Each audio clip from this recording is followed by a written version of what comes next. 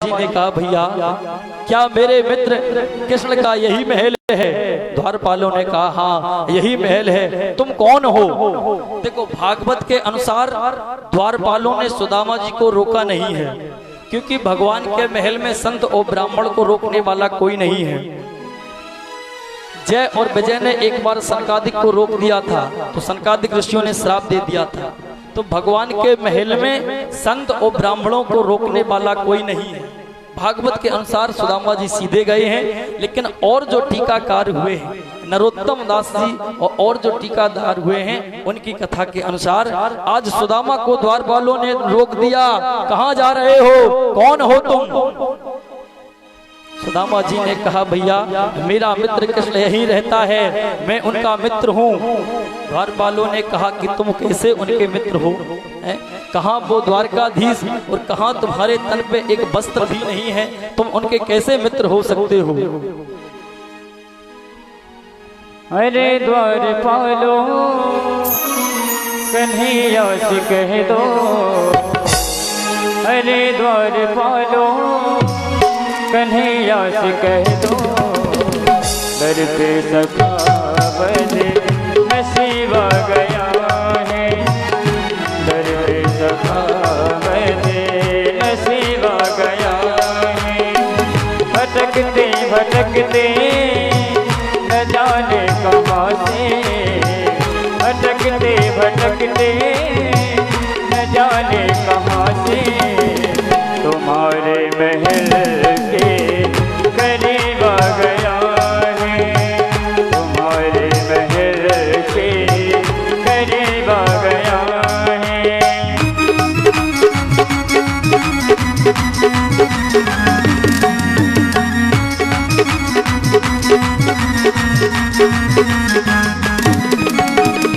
न सर पे है पगड़ी न तल पे है जामा, बता दो कन्हैया को नाम है सुदामा हो, बता दो कन्हैया को नाम है सुदामा। न सर पे है पगड़ी न तल पे है जामा, बता दो कन्हैया को नाम है सुदामा। ओ न सर पे है पगड़ी न तल पे है जामा, बता दो कन्हैया को नाम है सुदामा हो, बता दो कन्हैया को नाम है सुदामा। तुम के बारे मोहन से जा करके कह दो, तुम के बारे मोहन से जा करके कह दो, मिलने सखा बने नसीबा गया है, मिलने सखा बने नसीबा गया है। सुदामा जी कह रहे हैं द्वारपालों मैं उनका मित्र हूँ। द्वारपालों ने कहा कि तुम उनके मित्र कैसे हो सकते हो? सुदामा जी ने कहा द्वारपालों जाओ जाकर के कन्हैया से कह देना कि तुम्हारा मित्र द्वार पर खड़ा है, लेकिन मेरा नाम नहीं बताना। मेरा नाम जब तक नहीं बताना तब तक कन्हैया के आंखों में आंसू ना आ जाए, तब तक मेरा नाम नहीं बताना। द्वारपाल आज कन्हैया के लिए चल देते हैं। जाकर के द्वारपालों ने कन्हैया से कहा प्रभु एक तुम्हारा मित्र आया है तुमसे मिलने के लिए, उसकी स्थिति क्या है? भगवान ने कहा वो देखने में कैसा लगता है? द्वारपालों ने कहा गोविंद बड़ी विचित्र स्थिति है उसकी, शीस पगा न झगा तन पे, प्रभु जाने को आही बसो यही ग्रामा। भगवान ने कहा कौन है वो, उसका नाम क्या है, उसकी दशा तो बताओ। प्रभु बड़ा अजीब देखने में लग रहा है, न सर पे पगड़ी है उसके, शीस झगा न पगा तन पे, प्रभु जाने को आए बसो यही ग्रामा। और धोती फटी सी लिटी डुबटी और पाए उपाय नहीं की नहीं सामा, द्वार खड़ो तुझ दरबल एक। भगवान ने कहा क्या अजामिल आ गया? नहीं नहीं, अजामिल नहीं हो सकता है। तो कौन है? द्वार पालो, ये घुमा करके बात क्यों कर रहे हो? मुझे सीधे सीधे बताओ कि कौन उससे मिलने आया है? प्रभु है ब्राह्मण, द्वार खड़ो तुझ दुर्बल एको, रहो चकसो वसिधा अभिरामा। पूछत दीन दयालु को नामो, बतावत आपनो नामो सुदामा। जैसे ही भगवान ने सुदामा नाम सुना, सुनते ही दौड़े चले आए मोहन, लगाया गले से सुदामा को मोहन हो, लगाया गले से सुदामा को मोहन। वो सुनते ही दौड़े चले आए मोहन, लगाया गले से सुदामा को मोहन हो। सुनते ही दौड़े चले आए मोहन, लगाया गले से सुदामा को मोहन हो, लगाया गले से सुदामा को मोहन। हुआ रुक्मणी को बहुत ही अचंभा, हुआ रुक्मणी को बहुत ही अचंभा। ये मेहमान कैसा अजीब आ गया है, ये मेहमान कैसा अजीब आ गया है।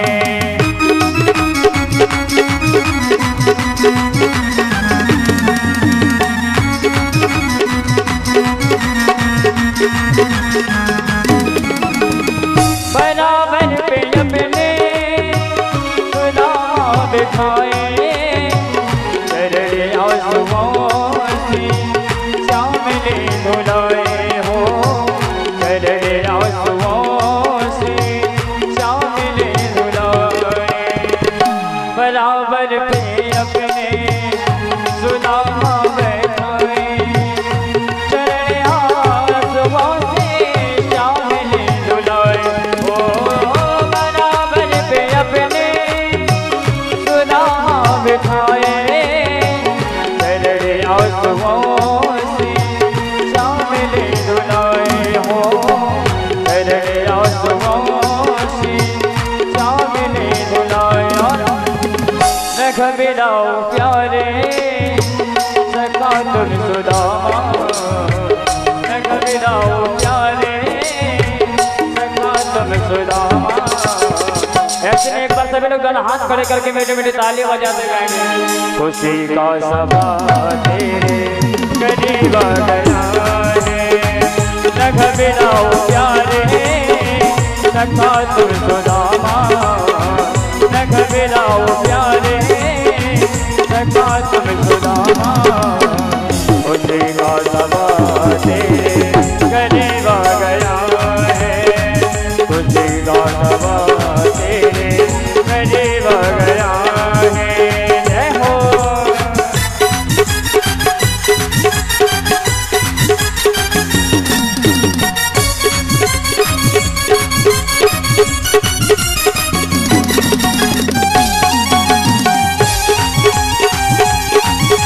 जय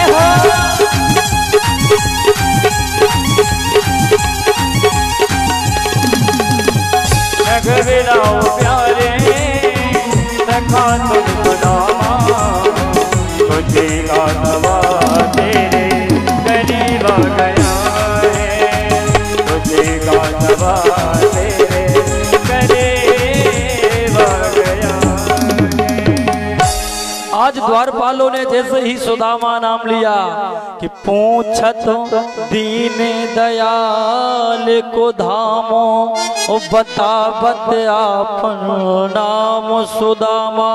और जैसे ही भगवान ने सुदामा नाम सुना तो तुरंत दौड़ लगा दी भगवान ने। खड़ा हूं वहीं छूट गई, पीतांबर गिर पड़ा, मुकुट गिर पड़ा, नंगे पैर भगवान दौड़ लगा रहे हैं। सुना कृष्ण ने जब कि आए सुदामा तुरंत दौड़ करुणा सदन आ गए हैं। हुए नैन आतुर न की पल की देरी सखा दौड़ नंगे पदन आ गए हैं। जैसे आज भगवान ने सुदामा का नाम सुना, मानो आज सुदामा का नाम सुनते ही भगवान सुदामा के प्रेम में पागल हो गए। रुक्मणी खड़ी हैं, सत्यभामा खड़ी हैं, द्वारपाल देख रहे हैं कि आज तक बड़े बड़े ब्रह्मा विष्णु शंकर आए महलों में, वो आकर के शीश को झुकाया है, लेकिन हमने आज तक कभी नहीं देखा कि गोविंद इतने प्रेम में आतुर होकर के दौड़ लगा रहे हो। ये अवधूत कौन है ऐसा? आए आज जैसे आज कन्हैया आए, कन्हैया ने जैसी सुदामा को देखा, अरे मित्र सुदामा, मैंने तुमसे कहा था जब भी तुम्हें गरीबी सताने लगे तो अपने मित्र को याद कर लेना।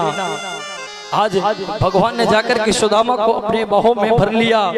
दुखी दीन दुर्बल लगाए लंगोटी, दबाए हुए हैं पोटली एक छोटी, दशा मित्र की लख के रोने लगे, धरन आंसुओं के धरन आ गए हैं, और रतन आंसुओं के धरन आ गए हैं। आज भगवान ने सुदामा को अपनी बाहों में भर लिया। मेरे मित्र सुदामा, मैंने तुमसे कहा था कि जब भी तुम्हें गरीबी बोझ लगने लगे, जब भी तुम्हें गरीबी सताने लगे तो अपने मित्र को याद कर लेना। लेकिन मेरे मित्र सुदामा, तुमने अपने मित्र के मिलते मिलते बहुत देर कर दी, बहुत समय हो गया, आज तुम अपने मित्र की याद आई है। आज भगवान सुदामा को अपने महलों में लाए, और जिस सिंहासन पर सुदामा भगवान कन्हैया बैठते थे, आज भगवान ने सुदामा को अपने सिंहासन पर बैठा दिया। निभालाई महलों में भोजन कराया, थका जान करके पलंग पर सुलाया, जहाँ तुझ के दावे चरण लक्ष्मी ने, कि तुझ के दबाने चरण आ गए हैं। आज भगवान अपने महलों में लाए, और जिस भगवान पलंग पर सोते थे, आज भगवान ने उस पलंग पर सुदामा को लिटा दिया। रुक्मणी से कहा, रुक्मणी देख क्या रही हो, जाओ गंगा जल लाओ, अपने हमें मित्र के जल गंगा जल से चरण धुलने हैं। फिर भगवान ने देखा कि गंगा जल तो मेरे चरणों से निकली है, गंगा जल मेरे चरणों से निकला है, तो क्या गंगा जल से अपने मित्र के चरण धुले ना। फिर भगवान ने चरणों में जैसे ही आज चरणों को दबाया, और जैसे ही हाथ भगवान ने आज सुदामा के चरणों के तलवों में जैसे ही आज हाथ को फेरा, कि देखा कि सुदामा जी के चरणों में इतने बड़े बड़े कंटक लगे हैं, पैर में फफोले पड़े हैं। भगवान के आज इतने आंसू निकले, इतने आंसू निकले कि गंगा जल की आवश्यकता नहीं पड़ी।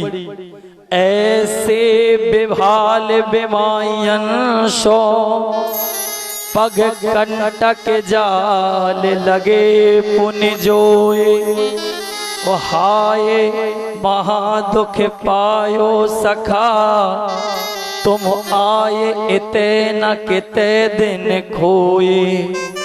भगवान ने कहा, सुदामा बहुत दिनों बाद तुम्हें आज इस कन्हैया की याद आई है, देख सुदामा की दीनो दशा, ओ करुणा करके करुणा निधि रोए, ओ पानी परात को हाथ छुअत नहीं, नैनन के जल से पग धोए। रुक्मणी मैया गंगा जल लिए खड़ी हैं, सत्यभामा गंगा जल लिए खड़ी हैं कलश में, लेकिन गोविंद के आंखों से आज गंगा और जमुना की धार प्रकट हो गई। भगवान ने अपने आंखों के आंसू से आज सुदामा के पैर धुले हैं। दूसरा कारण ये है कि सुदामा के चरणों में फफोले पड़े थे, बड़े बड़े कंटक लगे थे, खून बह रहा था। भगवान को लगा कि आंसू जब निकलते हैं तो वो आंसू हमेशा गर्म होते हैं। आज भगवान अगर आंख के आंसू से सुदामा के चरण धुलते हैं तो सुदामा को आराम मिल जाएगा। इसलिए भगवान ने गंगा जल से पैर नहीं धुए, अपने आंखों के जल से सुदामा जी के चरण को धुलिया भगवान ने। रुक्मणी जी विचार कर रही हैं, देखो इस अवधूत का कितना भाग्य है कि बड़े बड़े ऋषि मुनि आते हैं, मेरे स्वामी के चरणों में बैठते हैं, लेकिन ये कौन ऐसा ब्राह्मण है, इसने कौन सा ऐसा पुण्य किया है कि आज मेरे स्वामी इसके चरणों को अपने आंख के आंसू से धुल रहे हैं। देखो जब भी बचपन के दो मित्र मिलते हैं तो कितना ही आप वृद्धावस्था हो लेकिन बचपना लौट आता है। आज भगवान को इतने दिन बाद भगवान के मित्र सखा सुदामा मिले तो भगवान भी आज पुराने दिनों में अपने खो गए। सुदामा तुम्हारी शादी हो गई? हाँ कन्हैया मेरी शादी हो गई। आपके भाभी का नाम सुशीला है, वो जैसा नाम है वैसा ही स्वभाव है। कन्हैया ने कहा सुदामा तुमने हमें बुलाया नहीं, शादी कर ली। सुदामा ने क्या क्या बताएं कन्हैया, उस स्थिति में हमने किसी को नहीं बुला पाया, शादी तो हो गई। आज भगवान ने सुदामा जी के चरण भी दबाए हैं और भागवत में लिखा है कि यहीं पर भगवान ने सुदामा जी के लिए संकल्प भी किया है। संकल्प भगवान ने सुदामा जी के लिए यहीं पे संकल्प किया है। एक पान का पत्ता लिया और उसमें जल रखा, धूपई सुरभि मित्रम प्रदीपा बलि वृदा अर्चित्वा वेद्यम तांबूल गामचा स्वागतम ब्रवीत। तो भगवान ने यहीं पर सुदामा जी के लिए संकल्प किया है। आज भगवान सुदामा जी से बार बार हास्य परिहास करते हैं, मेरे मित्र इतने दिनों में तुम आए हो तो क्या मेरे लिए भाभी ने कुछ भेंट नहीं भेजी? सुदामा ने कहा देखो कन्हैया आज इतना बड़ा राजा बन गया लेकिन इसका स्वभाव वही है, आज भी खाने पीने चीज मांगता है। आज भी सबसे पहले इसने यही पूछा कि खाने के लिए कुछ नहीं लाए। इसने सुदामा जी ने कहा कन्हैया हमारे घर में है ही क्या, हम तो बहुत गरीब हैं, हमारे घर में कुछ खाने को भी नहीं, हम तुम्हारे लिए क्या लाते। भगवान ने कहा सुदामा जी अब तुम ऐसा करो लेट जाओ, चरण दबाएं। आज भगवान ने चरण दबाए। चरण दबाते दबाते भगवान ने देखा कि सुदामा जी के मस्तक पर लिखा था श्री छया, मतलब लक्ष्मी से विहीन। आज भगवान ने चंदन लगाया और चंदन लगाने के बहाने मानो भगवान ने सुदामा जी के ललाट मस्तक की रेखाओं को पलट दिया, उसमें लिखा था श्री छया और भगवान ने ऐसा हाथ फेरा उल्टा कर दिया, श्री छया का उल्टा यक्ष श्री। आज भगवान ने चंदन लगाया और चंदन लगाते ही जैसे ही मस्तक पर हाथ फेरा कि मस्तक पर लिखा था श्री छया और अब भगवान ने हाथ फेरा तो लिखा गया यक्ष श्री, लक्ष्मी से भरपूर। आज सुदामा जी की जो दर्द की रेखा थी आज भगवान ने इस रेखा को मिटा दिया। भगवान देख रहे हैं कि सुदामा जी जब से आए हैं तब से सुदामा जी का हाथ ऊंचा ऊंचा लग रहा है क्योंकि पोटली दाबे हैं। भैया इस हाथ में कोई दिक्कत है? सुदामा जी ने कहा ये हाथ मत छूना, इस हाथ में बहुत दर्द होता है। तो भगवान ने कहा तो पहले बताना था तुम्हें, दर्द हो रहा है हाथ में और हम जब से तुम्हारे चरण दबा रहे हैं। तो आज भगवान ने अनेक यहाँ पर बहुत प्रसंग हुआ है, बहुत संवाद भी हुआ है। भगवान ने एक झटका ऐसा मारा कि हाथ में जो पोटली थी, पोटली आज सुदामा जी की गिर गई। भगवान ने चावल की पोटली हाथ में ले ली क्योंकि समय के हिसाब से ही प्रसंग को हम सुना पाएंगे। आपके यहाँ 4 बजने वाला है और मुखिया जी का ऐसा आदेश था कि 4 बजे आप आरती करा दें और इसके बाद में भगवान शंकर की प्राण प्रतिष्ठा है तो गांव में फेरी भी फिरनी है, नगर यात्रा होनी है। तो फिर भी हम 1 घंटा एक्स्ट्रा लेके चलेंगे 5 बजे 6 बजे जब तक बज जाए। तो इसलिए थोड़े किसी प्रसंग को सूक्ष्म किसी को विस्तार लेकर के चलेंगे। तो आज भगवान ने सुदामा जी के हाथों से चावल की पोटली को खींच लिया। अब भगवान चावल खाएंगे सुदामा जी के। एक पोटली, आप एक पोटली देना।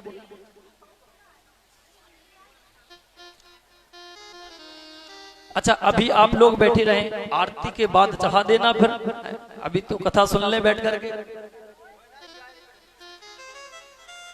तो सुदामा जी ने आज भगवान ने सुदामा जी के हाथों से चावल की पोटली को खींच लिया चावल की पोटली को सुदामा जी ने खूब छिपाने का प्रयास किया, लेकिन भगवान ने झटका मारा और चावल की पोटली को खींच लिया। तो अच्छा, अब कोई बता सकता है कि भगवान ने यहाँ पर कितनी मुट्ठी चावल खाए हैं? है 1 2 3, कितनी मुट्ठी खाई है? हाँ बताओ आप। 2। अच्छा, आपकी तरफ से 2। और कोई बताना चाहता है? अरे इशारा कर दो, आवाज नहीं आएगी। सारा 2। अच्छा, आज तक आप लोग सुनते आए कि भगवान ने सुदामा के चावल में से 2 मुट्ठी चावल खाए और इसके बदले में 2 मुट्ठी के बदले 2 लोग प्रदान कर दिए। यही सुनते रहे। तो सुन लीजिए अब।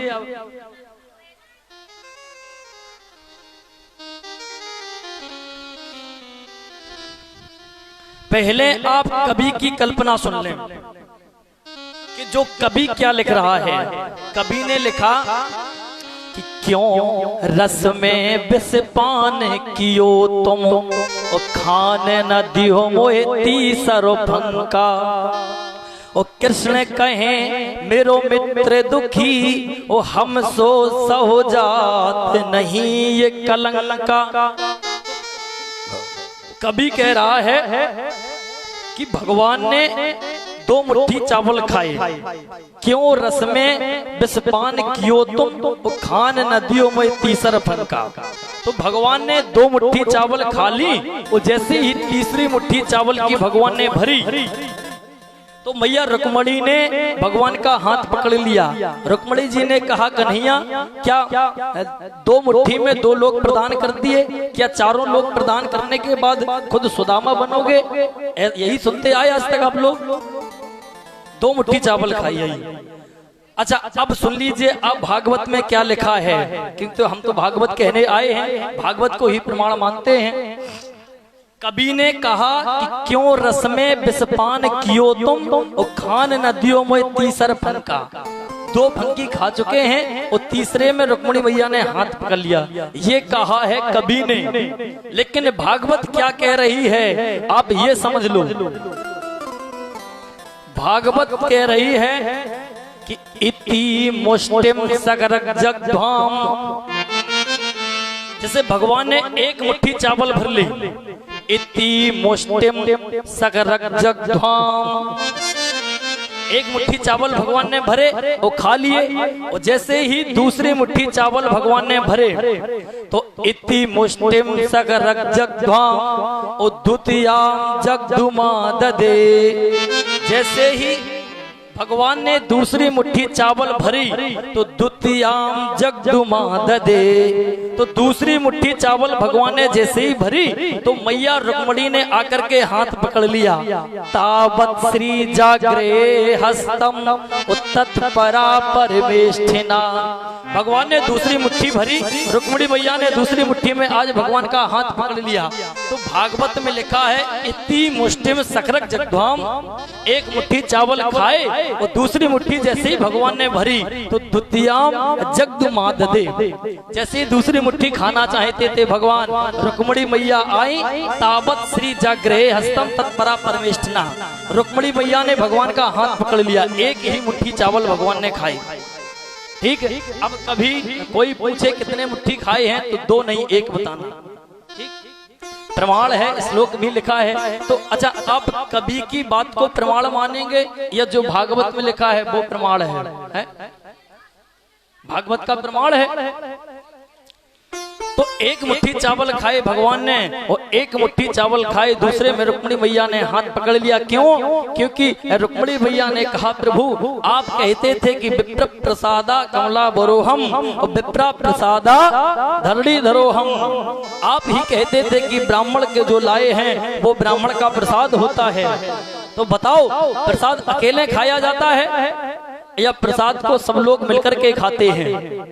प्रसाद अकेले नहीं खाया जाता, प्रसाद को सब लोग मिलकर के खाते हैं।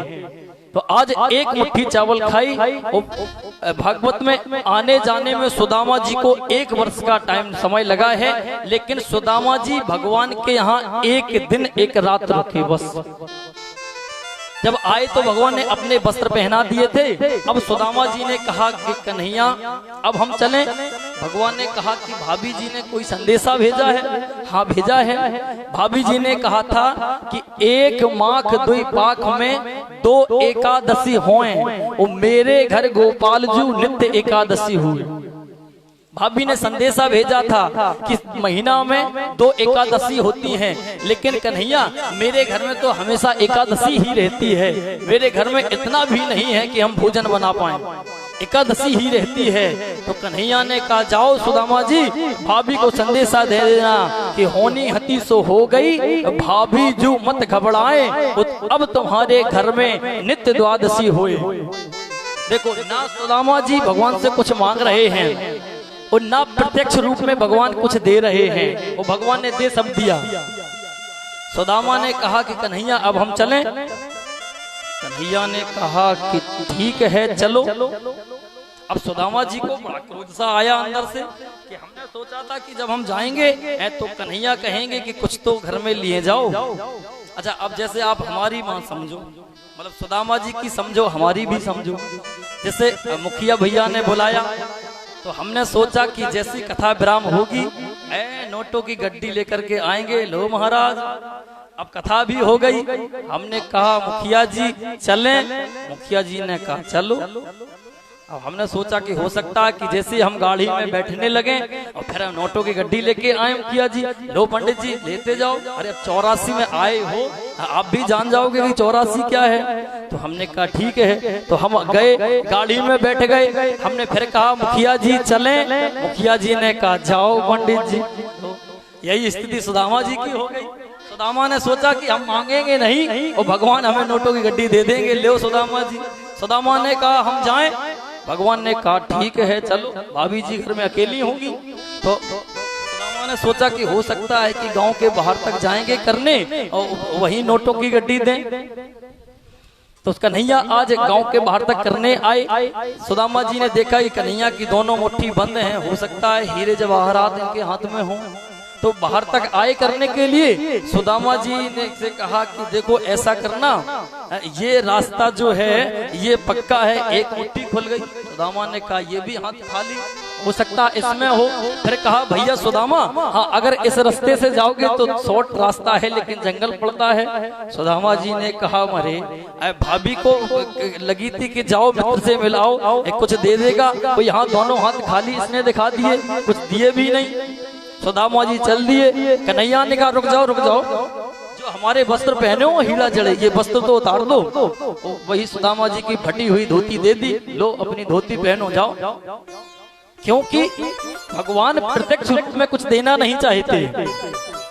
भगवान जानते हैं कि अगर हमने सुदामा को प्रत्यक्ष रूप में दे दिया तो सुदामा हीरे जड़ित वस्त्रों को पहन करके जाएगा, तो जो देखेगा यही कहेगा कि देखो भिखमंगा है, भगवान से मांगने के लिए गया था। आज सुदामा ने कहा देखो कन्हैया बालापन के मित्र हो या सो न दे हो श्राप, जैसो तुम हम संग करे वैसे पई हो आप। जैसे सुदामा ने कहा आज भगवान ने तुरंत चरण चूम लिए। जय हो। आज सुदामा ने भगवान को आशीर्वाद दे दिया। क्यों? क्योंकि भगवान सुदामा को सब संपदा प्रदान कर चुके हैं। उस सुदामा ने यही कह दिया कि जैसा तुम हम संग किए तैसे पहियो आप। आज भगवान को आशीर्वाद सुदामा ने दे दिया और आगे बढ़े। आने जाने में 1 वर्ष पूरा लगा, लेकिन 1 दिन और 1 रात्रि ही सुदामा जी में कृष्ण के यहाँ रहे। इसके बाद में जब सुदामा जी अपने आए, आज सुदामा जी ने देखा कि यहाँ तो मेरी टूटी झोपड़ियाँ थी, क्या अभी भी मैं द्वारका में हूँ? क्योंकि वो द्वारका है और ये सुदामापुरी है। भगवान ने जैसी द्वारकापुरी बनी थी बिल्कुल उसी तरह से सुदामापुरी का निर्माण कराया है। सुदामा जी ने देखा क्या मैं अभी द्वारका में हूँ? सुदामापुरी नहीं पहुंचा।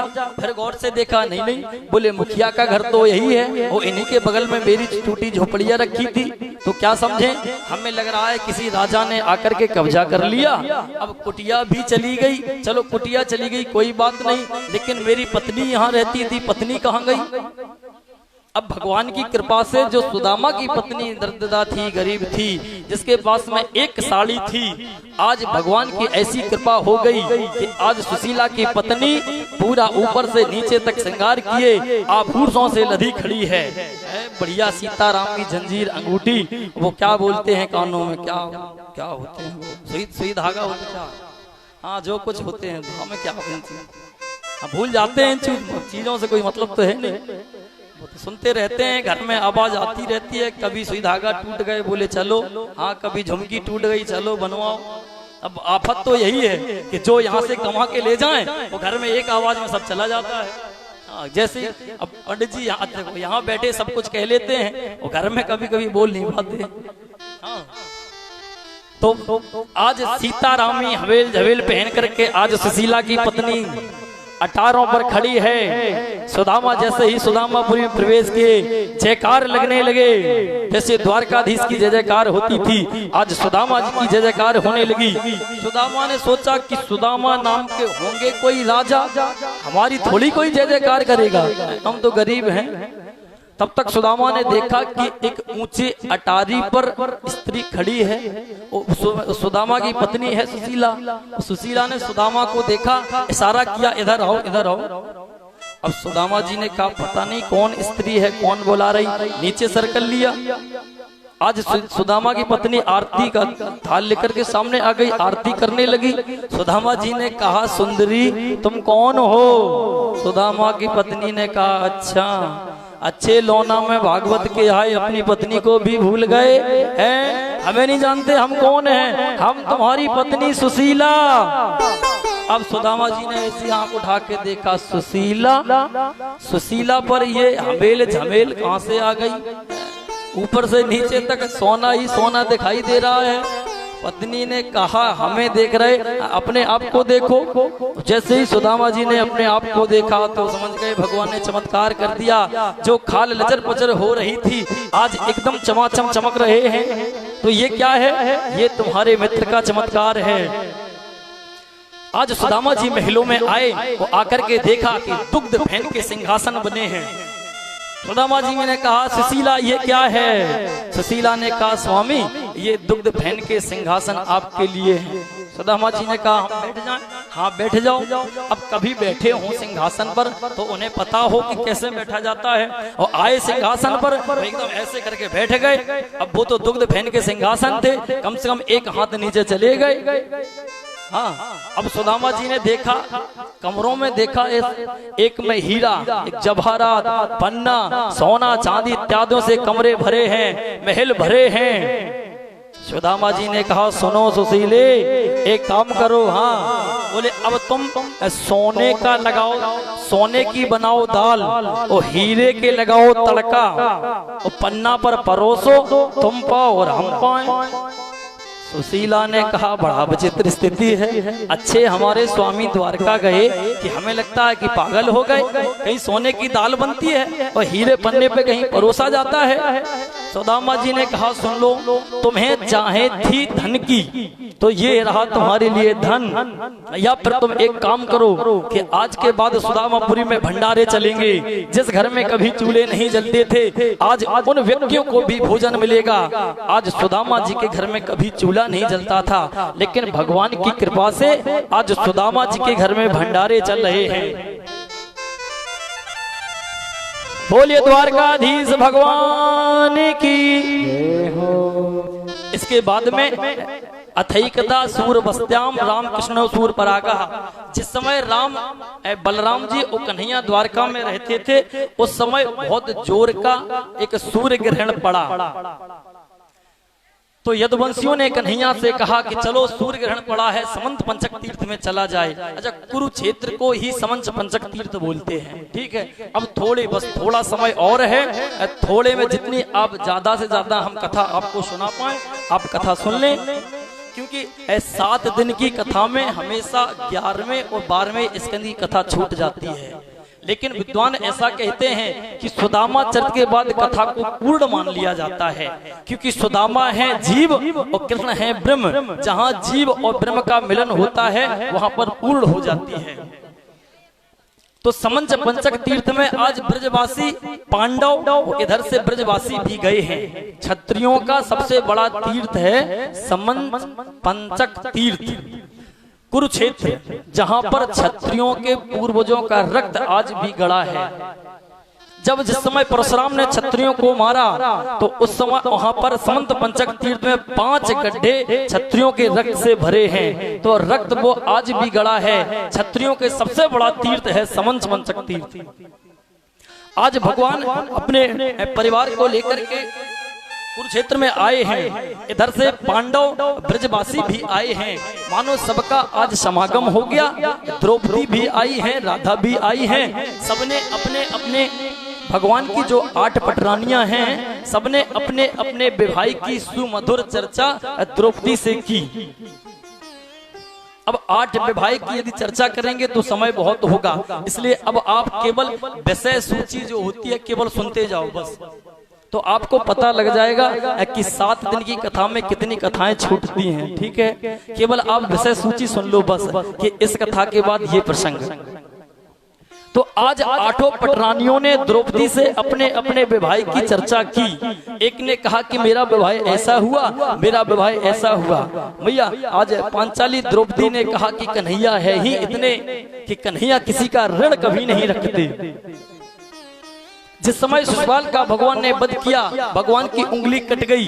भगवान की पटरानियां खड़ी हैं। पटरानी पट खोजती जब लग देखो द्रौपदी ने तन अधीर और उंगली बांधन के लिए फाड़ो अपनो चीर। तो आज पटरानियां इधर उधर पट खोजने लगी कि कोई पट्टी मिल जाए तो भगवान के हाथ पे बांध दूं। भगवान के उंगली में दर्द हो रहा है। भगवान ने कहा कि दर्द बहुत जोर से दर्द हो रहा है। कोई पटरानी ऐसी नहीं है जो एक पट्टी ला करके मेरे उंगली पर बांध दे। आज पटरानियां तो पट खोज रही हैं, लेकिन इधर भगवान ने क्या किया, जब तक द्रौपदी ने पट को नहीं खोजा, पांचाली द्रौपदे सुते विदुषे उंगली में दर्द हो रहा है। वो कर कुछ उपाय घाव मुझे वो बिच्छू की तरह चढ़ रहा है। आज जैसे ही भगवान ने कहा कि दर्द हो रहा है, द्रौपदी ने अपनी साड़ी को फाड़ दिया, भगवान के हाथ में बांध दिया। भगवान